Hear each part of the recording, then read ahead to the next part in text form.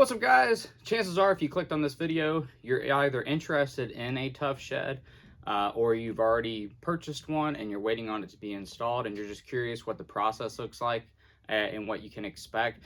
That's the whole purpose of this video. I'm going to share with you my own personal experience with Tuff Shed. I'm going to walk you through why I picked them, the options that I went with, and how the installation went. And throughout this video, I will also show you it'll probably be at the end of this video. I'll show you the actual shed being built and completed, and then I'll give you my final thoughts and impressions and a walkthrough as well at the end of this video. So without further ado, let's get started. Okay, so first off, let's address the question of why I chose Tuff Shed. So first and foremost, with any purchase that I make, I always review the product and or the service in which I'm purchasing, just to make sure that I'm getting the most bang for my buck and that I'm getting the best quality for my buck as well. With that being said, Tuff Shed consistently in my area came out on top in terms of responsiveness, customer service, and overall quality of the product that you end up receiving. I did talk to a couple of local companies. And when I say local, every Tuff Shed is like a franchise, is my understanding. I may get that wrong. If you work with Tuff Shed, put it down in the comments below. But they're based out of Colorado, so it's not a local company to me, being here in Georgia. So I did want to try to support a local business. The problem is, everyone I called, they either were unresponsive or had crazy lead times or just really seemed uninterested in the project. So I'm not quite sure what the deal is there. But reached out to Tuff Shed. They actually had a promotion going on. Talked to them about what I would like to do. Customer service was prompt and very responsive. They walked me through the process. They have a cool 3D modeling tool on their website as well, so you can actually get firsthand look at what you're purchasing, which is really nice. It shows you the inside, the outside. It shows you all the different features and upgrades that you can do. And then talking with my sales rep was also a great experience. And that was before I even decided to pick Tuff Shed. So long story short, all that stuff coupled together is essentially why I picked Tuff Shed. Now, if we dive into the process itself, it was just as seamless in terms of, we went through the 3D modeling. We did that ourselves. We had an idea of what we would like to do. Then we talked to the sales guy. He actually shared with us they had the promotion going on, and he shared with us some of the upgrades. And so one of the upgrades we did was the double-sided door instead of the single, because we're trying to put a lawnmower and equipment in that. And we just wanted to make sure we had adequate space. And the cool thing is, when they took the price of the regular door off, combined with the promo, we actually ended up getting $50 towards the building, which was kind of cool. There was other upgrades as well that we took advantage of, like we added a shelf that was free. We did the painting. We added the vents, which I absolutely recommend doing that. If you're getting a shed, definitely put vents in there, particularly if you're going to store fuel, chemicals, lawn stuff like fertilizer and whatnot. You want that stuff because it does off gas. You want to make sure you have ventilation in there to allow that stuff to get out. But yeah, so that's why we picked Tuff Shed. Now, I will tell you, we first heard about Tuff Shed because our local Home Depot. So Home Depot contracts out through Tuff Shed. Now, full disclaimer, we didn't use Home Depot. I went straight to Tuff Shed. And to be completely honest with you, I actually did a comparison. We ended up building a 12 by 16 shed. And had I gone through Home Depot versus going through Tuff Shed directly, it was about $500 to $1,000, give or take, more going through Home Depot than it was going through Tuff Shed. So you may want to take a look at that. Again, it's probably going to vary by your area. There may not be a local Tuff Shed dealer like there is for me, so you may have to go to Home Depot. But that was definitely something that we thought was pretty interesting, as you can buy virtually the same product and get different prices depending on which avenue you go through. But that's why we chose Tuff Shed. Overall, as we had researched and found out, customer service was top notch. The process was great. It was very seamless. Install was smooth as well. They came just as explained, arrived on time. They got the building installed in a day, which was amazing. They worked a full 8-hour day and got it fully assembled, built, leveled, painted, everything. It was complete, turnkey ready by the time they left that evening when they installed it. So for my experience, Tuff Shed's been great. In terms of what they offer, the customer service, the quality of the product, from what I can tell, again, long-term will tell, but they do offer a 7-year warranty on their building as well. So they stand behind their product.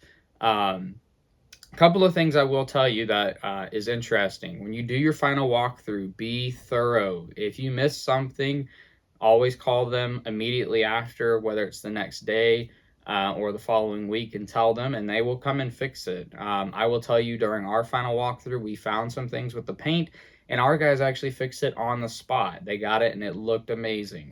There was also a few minor little things here and there. They were able to take care of them really quickly, so we were very impressed with that. So with that being said, make sure when you're doing your final walkthrough to check those things, because I have seen videos of people saying that they had issues with the paint, or they've had issues with this or that. And at the end of the install, your installer is supposed to do a final walkthrough with you. There's actually a checklist. And so you want to make sure you're around so that you can do that. Just make sure that everything is good before you actually sign off saying, hey, we're okay with the installation that you guys have done. So with that being said, I do want to say I'm not sponsored by Tuff Shed in any way. I paid for the building with my own money, but I did want to share with you guys, my experience. That way, if you are in the market for a shed yourself, you have a reference points to go off of. So without further ado, I will show you the building being built. It's really neat. After that, I will give you I'll put in the walkthrough video where I walk you through the shed. And then at the tail end, I'll add a bonus item as well. I'll share with you some of the quick upgrades that I've done just to make the shed that much more enjoyable. Okay guys, today's the day. We're gonna go from hopefully this empty spot that I have marked out on the ground to a shed. Let's get started. So today's the day that Tuff Shed is coming to install a shed. We went with a 12 by 16, so I went ahead and measured on the ground, as you can see. I also have a note over there reminding myself we have to be a certain amount of feet away from the property line. So I have that marked as just a reminder in case they have to go one way or the other. My only concern right now is you may not pick it up on the camera, but there is a gradual slope. So I'm hoping that that is not too much of an issue for them. They do level the building, but only to a certain limit. So hopefully that's not outside of what they do. So let's get started.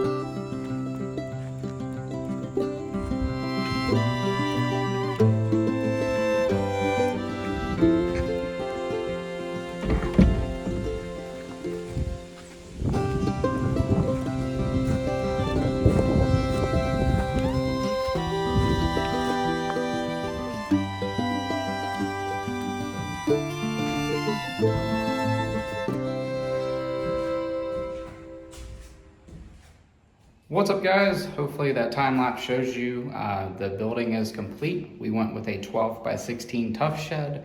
The crew that installed it's amazing, and I think that's what really makes the sheds. Obviously it's contracted out, so it's your experience is gonna depend on who your contractor is, of course.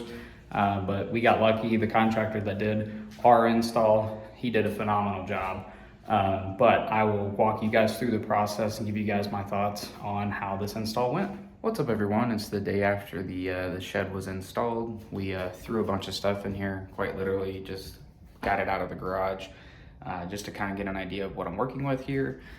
We picked up some things from Amazon, some lighting, some organization things. We've already had like this plastic tub thing, but we're just trying to get a feel for what exactly we need to maximize our space. But I thought I would do one quick upgrade. It's something that's probably not necessary, but something I just thought would help create a better longevity for the door system that they have. So I'll show you what I'm talking about right now. So the way they do these doors is fine. It's just a friction system where this runs up against that. And then of course it puts tension against the board and it holds the door closed. And then they put a hole in the floor for the one down there. but I can already tell as time goes on, this is going to wear out. I mean, it's metal against wood, and so metal's gonna win almost every time. So I went digging through some of my hardware that I have just laying around, and I found this L bracket. You can actually buy these, but this thing ends up being perfect. It sits right here, and it actually already has a little notch that helps that thing grab and line it up. So I figured I would just do that to reinforce this, to just hopefully make this shed last as long as possible. So not sure if it's a necessary upgrade or not, but I definitely think it cannot hurt to do that. So I'm gonna throw that up really quick. And as mentioned, we're doing a little upgrade to the shed that we just had built. We're adding this little L bracket. I had this laying around in my hardware pile, but you can definitely buy these at Home Depot. So the way I'm installing it is I pulled this down and I inserted the bracket, and then I let it back up so that it kind of holds it there in place, as you can see. And I did mention before, there was already a slit cut out in this L bracket. I don't know exactly what this bracket was for. I can't remember, probably came in something. But it works out perfectly because this lines up with that groove. And as you can see right now, it's holding it in place without any screws. But I'm gonna mark these holes, and then I'm going to move this out of the way so I can screw this in permanently. And as promised, I would share with you guys the 2 upgrades that we did to the shed just to make it more enjoyable. The first off is this motion solar light from Amazon. If you're interested in this, I'll put it down below so you guys can also purchase it. I'll let you know how it holds up over time. Works really great. There's a actual metal solar panel that we put on the outside of the building that I'll show you guys, but it works great. I have it set to where it only comes on at night because it's plenty bright during the daytime. And then the last thing is we got a box of hooks from Amazon. It was this kit right here. The screws that come with it are trash, as a lot of the reviews say, so I didn't even use those. I just picked up some construction screws from Home Depot, which are those types of screws, and it has allowed me to hook all sorts of stuff up on the wall to make it organized. The solar panel as well. What's up, guys? I really hope you enjoyed this video. If you have any questions about Tuff Shed or the shed itself, put them in the comments below. I'll do my best to answer them. If you find this video 6 months or a year plus later and you have questions about how it's held up, put it down in the comments below as well. I'm happy to try to answer those questions.